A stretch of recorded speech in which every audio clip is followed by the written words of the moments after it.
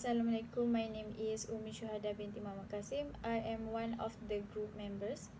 Okay, what will we explain about this presentation? The first one is introduction of overhead. Next, the differences between activity-based costing and traditional costing for overhead computation. Next, we will explain about two importance of cost driver in activity-based costing. And the last one, we will explain any three advantages and two disadvantages of activity-based costing. What is overhead? Overhead refers to ongoing expenses incurred by a business to operate and maintain its operations that are indirectly related to the production or delivery of specific products or services. Overhead costs can be categorized into various types based on their nature and relationship to business operation. Types of overhead costs are fixed overhead costs, variable overhead costs, semi-variable overhead costs, indirect labor costs, indirect material costs, and overhead allocation. Understanding the various types of overhead costs in your business allows for effective budgeting, cost control, and decision making to optimize resources and improve financial performance. Manufacturing overhead and non-manufacturing overhead are the types of overhead. Hi, my name is Haziq, and I will begin my presentation by discussing 5 differences between activity-based costing, otherwise known as ABC costing, and traditional costing for overhead computation that we had learned. First of all, in ABC costing, the overhead allocation rates are non-financial. For example, numbers of orders, which is totally different from traditional costing, where the overhead absorption rates are often volume-based and financial, which means that they will have a possibility to overcosted the high volume product and vice versa with the low volume products. The example of this is the numbers of unit produced. Secondly, in ABC costing, the overhead costs are traced to output. It enables product costs to be traced more directly to the overhead items. Meanwhile, overhead costs in traditional costing are not traced but is allocated to output instead. Thirdly, activity-based costing overhead costs are assigned to each major activity and not to department. Meanwhile, for traditional costing, the overhead costs are allocated to production department. Also, we can't forget that many activity-based cost pool or centers are created in ABC costing.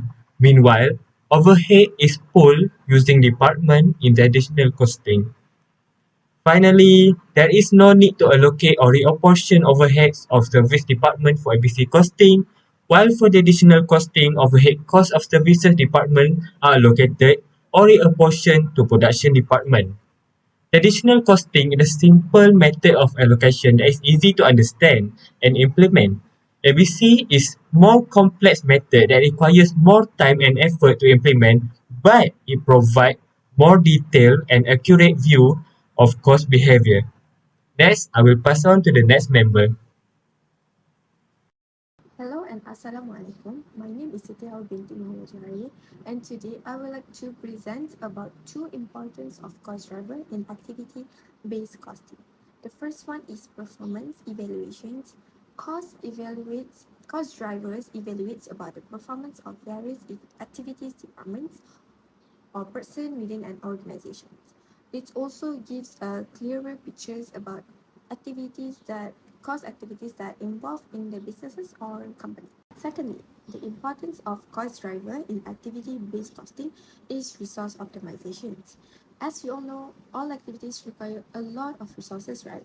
So, organization or businesses can uncover inefficiency, bottlenecks, or source of waste by analyzing the relationship between cost drivers and costs. So, as a result of my findings, organizations or businesses can cut expenses, increase productivity, and optimize the resources utilizations. Hi, my name is Nabila Shoda binti N5BA1112B and today I will be your presenter to explain any three of advantages and two disadvantages of activity-based costing. The advantages of activity-based costing is pricing decisions that are correct. ABC provided a more accurate foundation for pricing decisions. For example, businesses can set prices that reflect the true cost driver by understanding the cost related with each product, service, or customer. This prevents under or overpricing, ensure that prices are consistent with the value provided, and it in the maintenance of competitiveness. Secondly is improve decision making. ABC provided useful information for decision making. For example, businesses can make informed decisions about product mix, process improvement, outsourcing opportunity, and resource allocation by understanding the cost and profitability of various activity or products. This supports strategy decision making and increase business performance. And the last one is can improve cost accuracy. ABC enable a more accurate cost allocation by tracing costs back to specific activity and cost driver. This can be in understanding the true cost of producing goods or providing services. ABC reduced cost distortion and provided a clear picture of the profitability of each product or service by assigning costs correctly. That's all for advantages. I will explain about disadvantages in the next slide. While activity-based costing ABC offers several benefits, it is important to us consider the limitation and potential of disadvantages. The first advantages of activity-based costing is can make cost of maintaining the ABC system. Maintaining an ABC system after it has been used might require ongoing effort to ensure that system continue to reflect changes in activities, cost driver, and business processes. Regular update and adjustment are required. These maintenance expenses can add to the total expenses of using ABC. And the last one is difficulty in identifying and measuring activity. Accurately identifying and measuring activity can be difficult, especially in complex and dynamic business environments.